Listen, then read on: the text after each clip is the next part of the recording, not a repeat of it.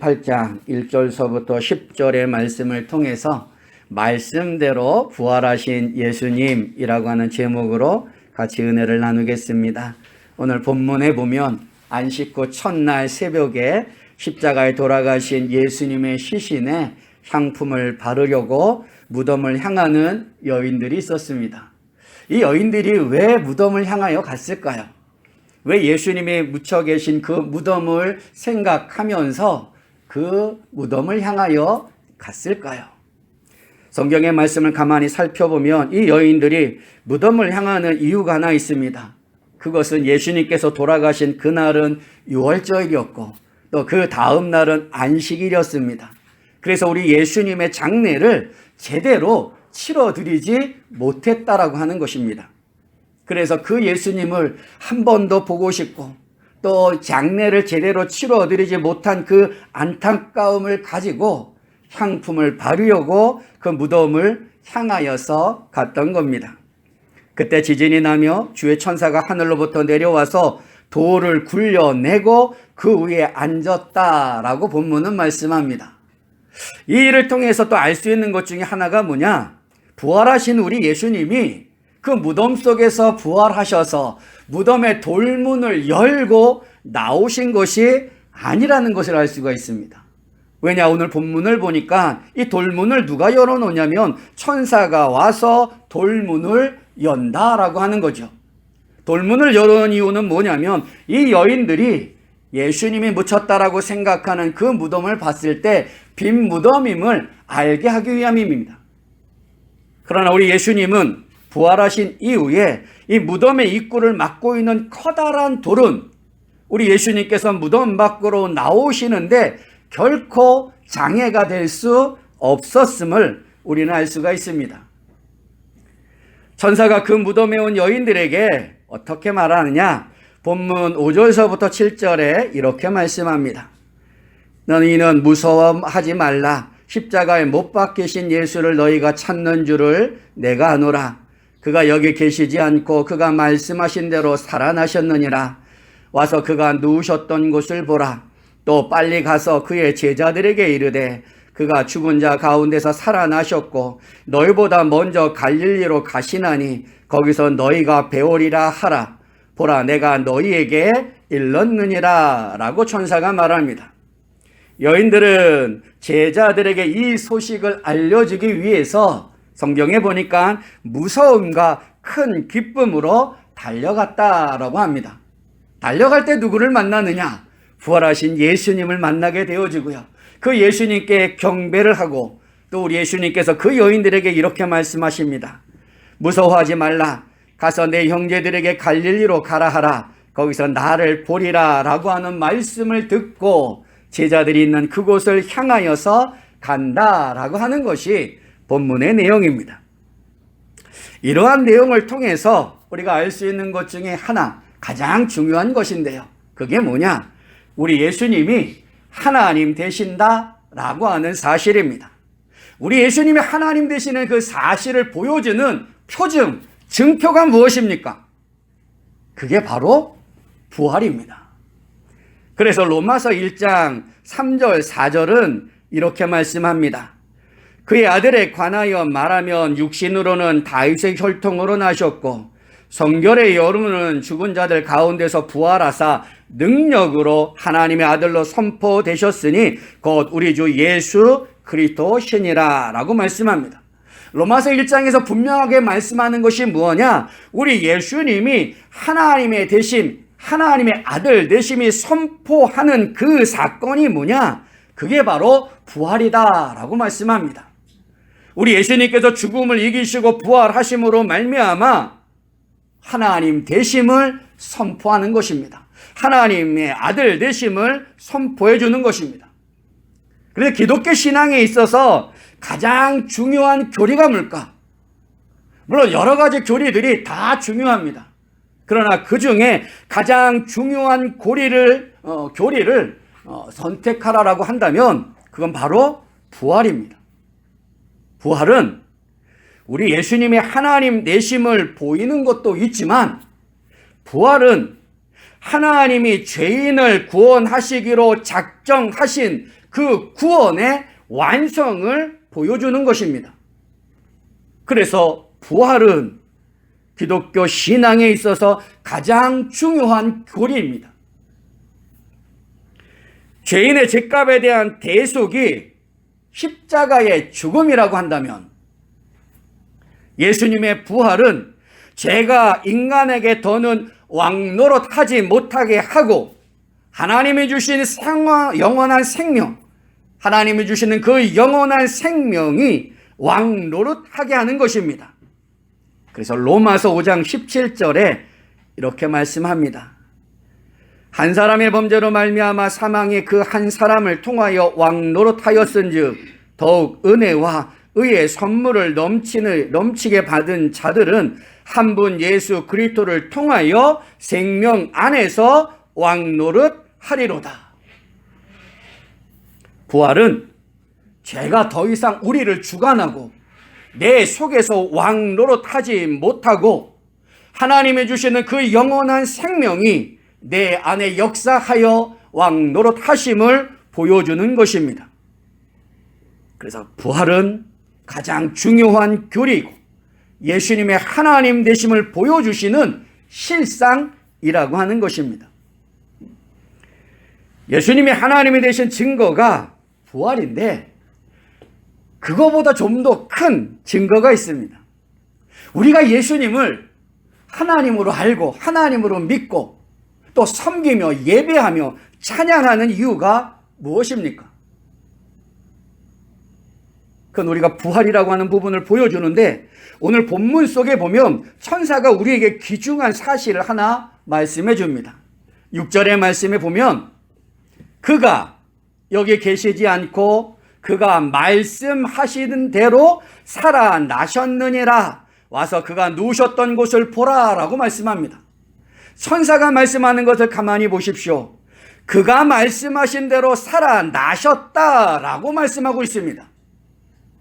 우리가 예수님이 하나님 되시고 우리 예수님이 구원자 되시고 우리 예수님이 그리스도 되심을 우리가 확신하며 믿고 섬기며 예배하고 찬양할 수 있는 이유가 뭐냐? 그것은 우리 예수님께서 말씀하신 대로 살아나셨기 때문입니다. 한마디로 예언하셨던 것, 말씀하셨던 것, 그 모든 말씀대로 주님은 그 모든 일들을 이루셨다라는 것입니다. 특별히 죽으셨다 다시 살아나심을 말씀하셨는데 그렇게 말씀하신 대로 살아나셨다는 겁니다. 그래서 우리는 예수님을 하나님의 아들, 하나님으로 믿고 확신하고 섬길 수 있는 것입니다. 그가 말씀하신 대로 살아나셨다라고 하는 1차적인 의미는 우리 예수님께서 공생애 가운데 자신의 부활을 이미 말씀하셨습니다. 이미 예언하셨습니다. 언제 그 말씀을 하셨을까요? 마태복음 16장에 가면 빌립보 가이사랴에서 주는 그리스도시요 살아계신 하나님의 아들입니다 라고 베드로가 신앙 고백을 합니다. 그 신앙 고백을 들은 이후에 예수님께서 자신의 부활을 분명하게 말씀하십니다. 이때로부터 예수 그리스도께서 자기가 예루살렘에 올라가 장로들과 대제사장들과 서기관들에게 많은 고난을 받고 죽임을 당하고 제3일에 살아나야 할 것을 제자들에게 비로소 나타내시니 라고 성경은 말씀합니다. 분명한 것, 우리 예수님께서 이미 말씀하셨다는 거예요. 많은 사람에게 고난을 받고 죽임을 당하고 제3일에 살아나야 한다라고 제자들에게 가르쳐 주셨습니다. 그리고 6일 후에, 엿새 후에 변화산이라고 불리는 그 높은 산에서 그 변화되신 우리 예수님, 그래서 엘리야와 모세를 만나서 또 장차 있을 일을 이야기하시고 다시금 내려오십니다. 그 높은 산에서 내려오실 때 제자들에게 이렇게 말씀하십니다. 마태복음 17장 9절의 말씀. 그들이 산에서 내려올 때에 예수께서 명하여 이르시되 인자가 죽은 자 가운데서 살아나기 전에는 본 것을 아무에게도 이르지 말라라고 말씀하십니다. 그 변화산, 그 높은 산에서 모든 일들을 마치고 내려오실 때 분명하게 제자들에게 하셨던 말씀이 뭐냐? 죽은 자 가운데서 살아나실 것을 말씀하셨다라는 겁니다. 또한 갈릴리에 계실 때 마태복음 17장 22절서부터 23절에도 분명하게 언급하십니다. 갈릴리에 모일 때에 예수께서 제자들에게 이르시되 인자가 장차 사람들의 손에 넘겨져 죽임을 당하고 제3일에 살아나리라 하시니 제자들이 매우 근심하더라. 갈릴리에서도 분명히 우리 주님께서 하셨던 말씀이 뭐냐? 죽임을 당하고 제3일에 살아나야 한다라고 하는 부활을 말씀하셨다는 겁니다. 뿐만 아니라 공생의 마지막으로 예루살렘을 향하여서 제자들과 걸어가실 때 그때 한 번 더 말씀해 주십니다. 마태복음 20장 17절서부터 19절의 말씀. 예수께서 예루살렘에 올라가려 하실 때에 12 제자를 따로 데리시고 길에서 이르시되 보라 우리가 예루살렘으로 올라가노니 인자가 대제사장들과 서기관들에게 넘겨짐에 그들이 죽이기로 결의하고 이방인들에게 넘겨주어 그를 조롱하며 채찍질하며 십자가에 못 박게 할 것이나 제3일에 살아나리라. 주님께서는 분명하게 공생의 삶 가운데 제자들과 함께하는 그 삶 가운데 고난을 받으시고 십자가에 죽으시고 그러나 죽음으로 끝나는 것이 아니라 제3일에 살아나야 한다라고 말씀하셨습니다. 그렇게 말씀하신 대로 우리 주님께서 살아나신 것입니다. 그 부활을 통하여서 우리 예수님이 하나님 되심, 우리 예수님이 약속하신 메시아 되심, 우리 예수님이 그리스도 되심을 우리에게 보여주는 것입니다. 예수님은 분명하게 말씀대로 이루시는 분입니다. 약속하신 대로 이루시는 분입니다. 그래서 사흘 만에 부활하심으로 우리에게 그 신실함을 보여주셨습니다. 그러므로 주님의 그 모든 약속은 우리가 분명하게 이루어질 것을 확신하는 것입니다. 우리 예수님께서 세상에 있는 자기 사람들을 사랑하시되 끝까지 사랑하신다라고 말씀해 주셨고요. 내가 세상 끝날까지 너희와 항상 함께 있으리라 라고 약속해 주셨고요. 내가 너희를 고아와 같이 버려두지 아니하고 너희에게로 오리라. 내가 다시 와서 너희를 내게로 영접하여 나 있는 곳에 너희도 있게 하리라 라고 분명하게 말씀해 주셨습니다. 그러므로 그 말씀은 반드시 이루어진다라고 하는 것입니다. 왜냐? 말씀하신 대로 부활하시는 그 모습을 통하여서 우리 하나님의 신실하심, 우리 예수님의 신실하심을 우리는 확신하기 때문에 주님의 모든 말씀은 분명히 이루어짐을 우리가 안다라고 하는 것입니다. 그래서 주님의 말씀 따라 우리가 살아가는 것 아니겠습니까? 주님을 붙들고 우리가 살아가는 것 아니겠습니까? 이렇게 천사가 그가 말씀하신 대로 살아나셨다라고 하는 것은 1차적인 의미는 우리 예수님께서 공생의 가운데 주셨던 말씀이지만 좀 더 넓게 한 가지 더 볼 수 있는 것은 우리 예수님의 그 부활은 신약에서 공생의 가운데 우리 예수님만 말씀하신 것이 아니라고 하는 것입니다. 구약에서도 예수님의 부활을 언급하고 있을까요? 우리가 성경을 많이 읽어봤을 것입니다. 성경을 읽어볼 때 구약에서도 우리 예수님의 부활에 관한 말씀을 읽어보셨습니까? 만일 부활과 관련된 말씀이 신약에만 있고 구약에는 없다라고 한다면 그 신약과 구약은 단절입니다. 서로 연관이 없는 말씀이라고 하는 거죠. 그러나 천사가 말했던 것처럼 그가 말씀하신 대로라고 하는 것은 1차적으로는 신약 시대의 예수님의 공생의 가운데 예수님이 그 부활에 대해서 말씀해 주는 것이지만 2차적으로는 좀 더 넓은 의미로는 구약에서도 우리 예수님의 그 부활에 관한 예증과 예표와 사건과 표정의 말씀들이 있다라고 하는 것입니다. 마태복음 12장에 가면 우리 예수님께서 인자는 안식일의 주인이라 라고 말씀하십니다.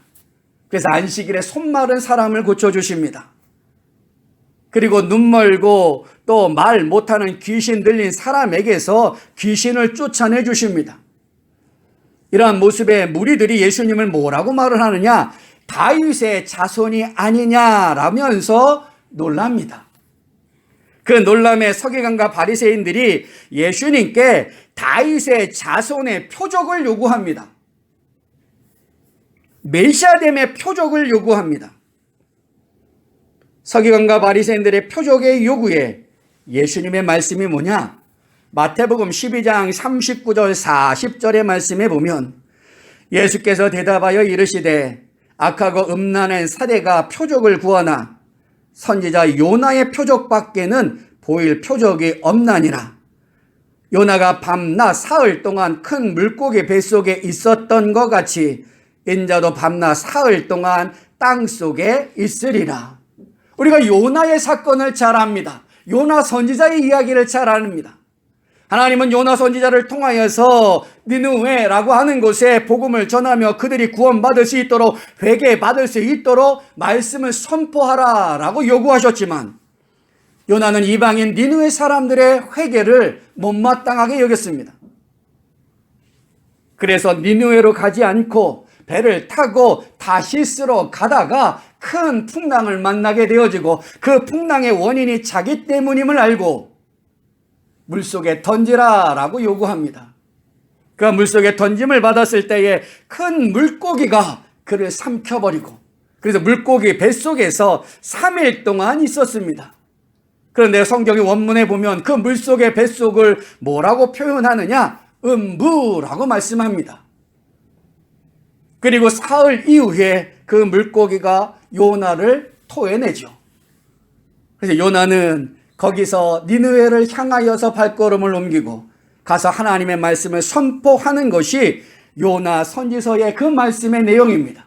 그런데 우리 예수님은 부활의 표적을 무엇으로 말씀하셨냐면 바로 그 요나가 사흘 동안 물속에 뱃속에 들어갔다가 나온 사건을 무엇으로 말씀하느냐? 예수님의 부활의 표적으로 말씀해 주고 있습니다. 요나가 물속의 뱃속에서 사흘 동안 있었던 것처럼 음부에 사흘 동안 있었던 것처럼 우리 예수님께서 십자가에 죽으시고 사흘 동안 무덤 속에 계셨던 그 사건을 말씀해 주는 것입니다.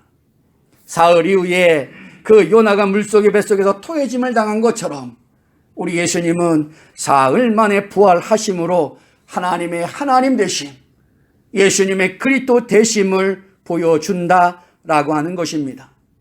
이렇게 구약에서도 분명하게 예수님의 부활의 사건을 표징적으로 보여주고 있습니다. 조금 더 올라가면 창세기에서 아브라함이 100세에 얻은 이삭을 모리아 산에서 번제로 드리라 라고 우리 하나님께서 요구하십니다.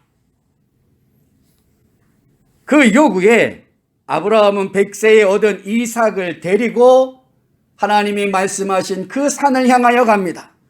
두 종과 이삭과 번제에 쓸 나무와 불을 가지고 갑니다. 3일 길을 가다가 하나님이 지시한 곳을 바라보며 종들에게 이렇게 얘기합니다. 잘 들어보십시오. 너희는 나귀와 함께 여기서 기다리라. 내가 아이와 함께 저기 가서 예배하고 우리가 너희에게로 돌아오리라. 하나님이 지시한 곳을 바라보면서 종들에게 말씀하는 게 뭐냐? 너희는 여기서 좀 기다려라. 내가 우리 아이와 함께 하나님이 지시한 그곳에 가서 예배하고 우리가 누구겠습니까? 아브라함과 자기 아들 이삭이죠. 우리가 너희에게로 돌아오리라 라고 말을 합니다. 아브라함의 그 말을 가만히 생각해 보면 어떤 모습을 볼 수 있느냐? 번제라고 하는 것이 뭐냐? 번제는 하나님 앞에 제사를 드릴 때 전적인 헌신을 의미하는 제사입니다. 제사의 제물을 다 태워버리는 것입니다. 그래서 번제로 드려진 그 제사의 제물을 만졌을 때 이건 다 으스러지는 겁니다. 제가 되어지는 겁니다. 그게 바로 번제라고 하는 제사입니다. 그런데 하나님께서는 아브라함에게 이삭을 번제 제물로 드리라라고 말씀합니다. 아브라함은 두 종에게 그렇게 말을 하고 약속했던 하나님 말씀하신 그곳을 향하여서 간다라는 것이죠. 이렇게 말할 수 있었던 이유는 뭐냐? 그에게 분명한 믿음이 있었습니다. 어떤 믿음이냐? 아브라함은 내가 비록 아들 이삭 100세에 얻은 이 이삭을 하나님께 번제로 드린다 할지라도 우리 하나님은 번제로 드려진 그 이삭을 다시 살려내셔서 나에게 돌아올려 주실 것이다 라고 하는 분명한 믿음과 확신이 있었습니다. 왜냐하면 이삭은 하나님께서 약속하신 것, 하늘의 별처럼 바다의 모래처럼 많은 후손을 이을 약속의 자녀이기 때문입니다. 그런 분명한 믿음이 있었기 때문에 아브라함은 하나님이 말씀하신 곳에서 제단을 쌓고 이삭을 결박하고 그 이삭을 제단 위에 올리고 칼을 들어서 거침없이 그를 죽이려고 했습니다. 그때 하나님께서 나타나셔서 이렇게 말씀합니다. 그 아이에게 내 손을 내지 말라. 그에게 아무 일도 하지 말라. 내가 내 아들 독자까지도 내게 아끼지 아니하였으니 내가 이제야 내가 하나님을 경외하는 줄을 아노라 라고 말씀합니다. 그리고 수풀에 있는 수양을 통하여서 하나님은 대신 이삭 대신 제사를 드리게 합니다. 이 사건을 히브리서에서는 이렇게 해석합니다. 히브리서 11장 17절서부터 19절의 말씀. 아브라함은 시험을 받을 때에 믿음으로 이삭을 드렸으니 그는 약속들을 받은 자로 돼 그 외아들을 드렸느니라. 그에게 이미 말씀하시기를 내 자손이라 칭할 자는 이삭이라 말미암으리라 하셨으니 그가 하나님이 능히 이삭을 죽은 자 가운데서 다시 살리실 줄로 생각한지라. 비유컨대 그를 죽은 자 가운데서 도로받은 것이니라. 히브리서 기자가 아브라함의 그 사건을 보고 뭐라고 해석하냐면 아브라함은 이미 믿음을 가졌다라는 겁니다. 부활의 믿음을 가졌다라는 거예요. 이삭을 비록 번제로 드린다 할지라도 하나님이 약속하신 자녀이기 때문에 그를 그 죽음 가운데서 다시 살려내셔서 나에게 돌려주실 것이다 라고 하는 분명한 믿음과 확신을 가졌다라고 하는 겁니다. 그 이삭은 장차 오실 메시아인 예수님을 예표하는 구약의 대표적인 인물입니다. 그 이삭의 삶을 통하여서 장차 오실 그 메시아가 어떤 삶을 살 것인가, 어떤 일들을 당할 것인가 라고 하는 것을 예표적으로 보여주는 대표적 인물이 이삭입니다. 그 이삭이 모리아 산에서 번제로 드려진 사건이 구약에서 볼 수 있는 우리 예수님에 대한 대표적인 부활의 예표적인 사건입니다. 그렇게 구약에서 말씀하신 대로 우리 예수님은 다시 살아나셨습니다. 조금 더 올라가면 우리 아담까지 가서 볼 수 있습니다. 아담이 하나님께서 먹지 말라고 하신 선악과를 먹음으로 범죄합니다. 그 범죄한 아담과 하와에게 하나님은 벌을 내리시고 뱀에게 저주하시죠. 창세기 3장 14절과 15절에 보면 여호와 하나님이 뱀에게 이르시되 내가 이렇게 하였으니 내가 모든 가축과 들의 모든 짐승보다 더욱 저주를 받아 배로 다니고 살아있는 동안 흙을 먹을지니라. 내가 너로 여자와 원수가 되게 하고 내 후손도 여자의 후손과 원수가 되게 하리니 여자의 후손은 내 머리를 상하게 할 것이요 너는 그의 발꿈치를 상하게 할 것이니라 하시고 라고 하는 말씀을 뱀에게 하십니다. 여기서 창세기 3장 15절을 보통 원시복음이라고 말씀합니다. 원시복음이 뭐냐? 하나님이 죄인들에게 주신 첫 번째 복음의 말씀이라는 것입니다. 그래서 창세기 3장 15절을 우리는 원시복음이라고 말합니다. 왜 이게 복음의 말씀일까? 왜 이게 생명의 말씀이 될까? 우리가 그 말씀을 읽어보면 여자의 후손과 뱀의 후손이 원수가 됩니다. 그러니까 끊임없는 영적인 싸움, 끊임없는 이 땅 가운데서 싸움을 얘기합니다. 그 뱀의 후손이 여자의 후손의 어디를 상하게 합니까? 발꿈치를 상하게 한다라고 말합니다. 그 발꿈치를 상하게 한다라고 하는 것은 신약의 말씀과 연결해 보면은 우리 예수님의 십자가의 죽음을 의미해 주는 겁니다. 그렇게 뱀의 후손이 여자의 후손인 예수님을 십자가에 죽음게 함으로 잠시 승리하는 것 같지만 여자의 후손은 뱀의 머리를 상하게 한다라고 말씀합니다. 머리를 상하게 한다라고 하는 것은 치명상을 말하는 겁니다. 그 머리를 상하게 한다라고 하는 사건이 뭐냐? 그게 바로 예수님의 부활을 의미해 주는 것입니다. 예수님은 십자가의 죽음으로 대속하시고 대속의 완성으로 부활하심으로 죄를 갖고 사탄이 죄인을 하나님께 더는 기소하고 고소하지 못하도록 그 사탄의 입을 틀어막으심의 사건을 얘기합니다. 예수님이 부활하심으로 하나님 보십시오.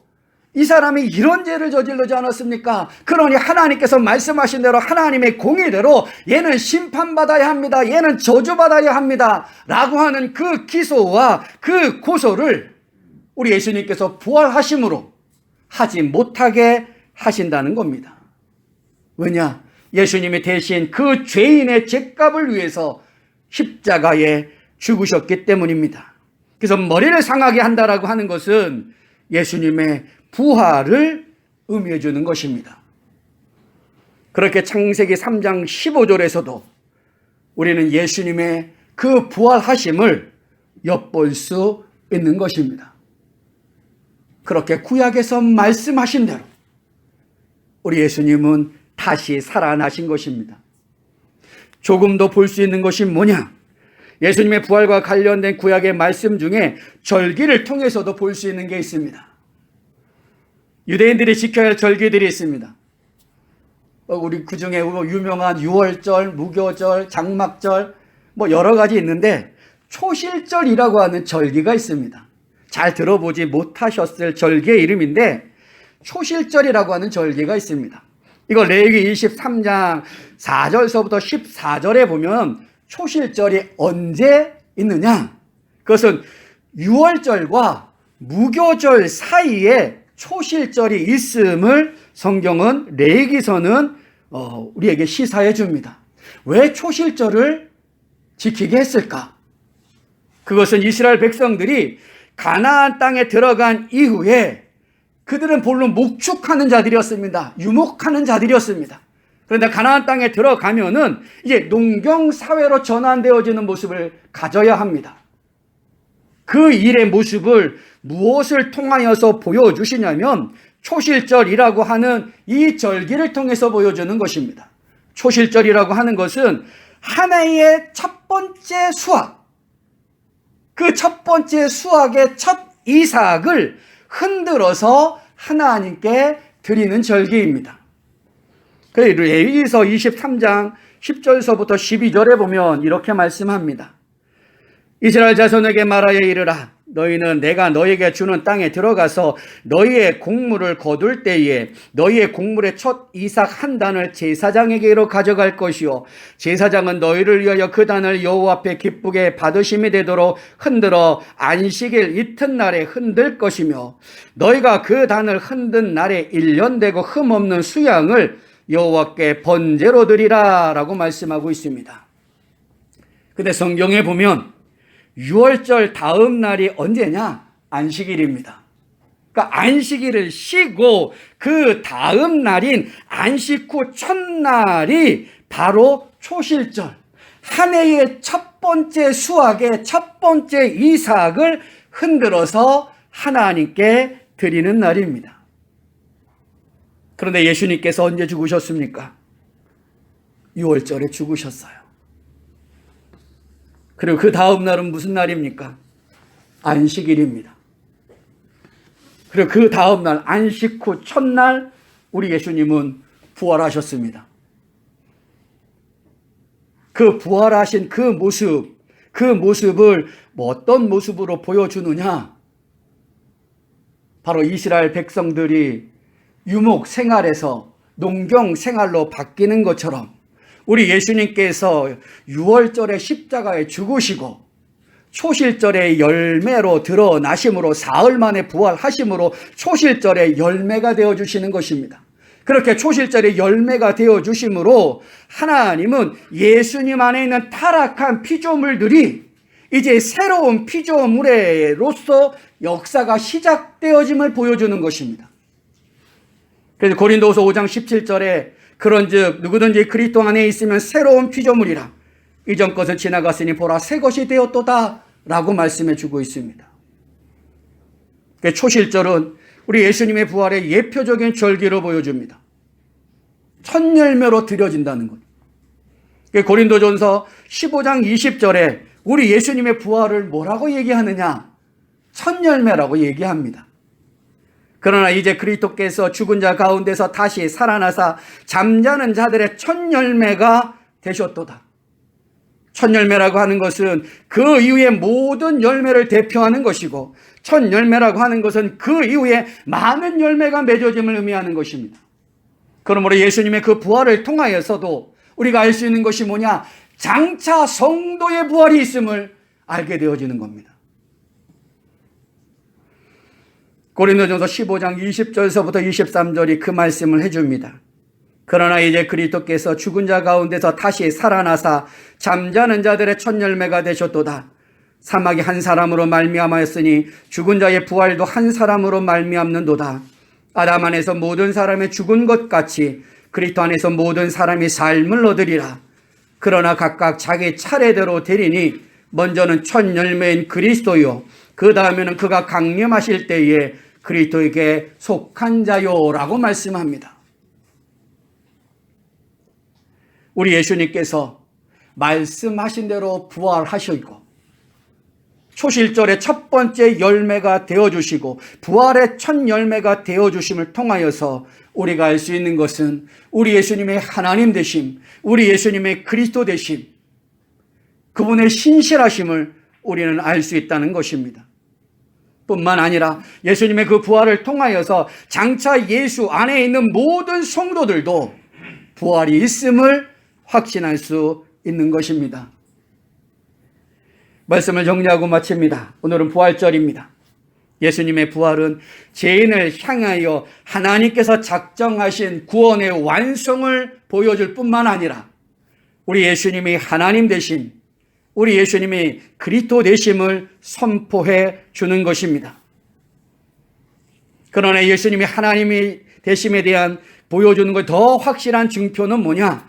천사가 말했던 것처럼 말씀하신 대로 다시 살아나셨다라고 하는 것입니다. 우리 예수님은 공생애 가운데 부활에 대한 분명한 말씀을 하셨고요. 구약에서도 분명하게 장차 오실 메시아이신 그 예수님의 부활에 대한 사건과 예표와 예언과 예증의 모습들을 보여주고 말씀해주고 있습니다. 구약에서 말씀하시고 신약에서도 예수님께서 말씀하신 대로 예수님께서 부활하심으로 말씀의 실상을 보여주는 것입니다. 그래서 우리는 예수님을 그리스도로 인정하고 믿고 따르며 예배하고 찬양하고 경배하는 것입니다. 사랑하는 모든 성도들이 부활절을 맞이하여서 말씀대로 부활하신 그 예수님을 바라보시고 더욱더 신뢰하시고 그 주님을 의지하시고 우리 주님께서 약속하신 그 말씀의 성취를 기다리면서 내게 주신 그 믿음의 길을 잘 걸어가실 수 있는 모든 성도들이 다 되실 수 있기를 주님의 이름으로 축원합니다.